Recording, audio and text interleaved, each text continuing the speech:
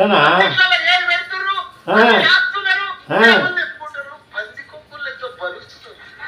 పందికొక్కులు లెక్కనా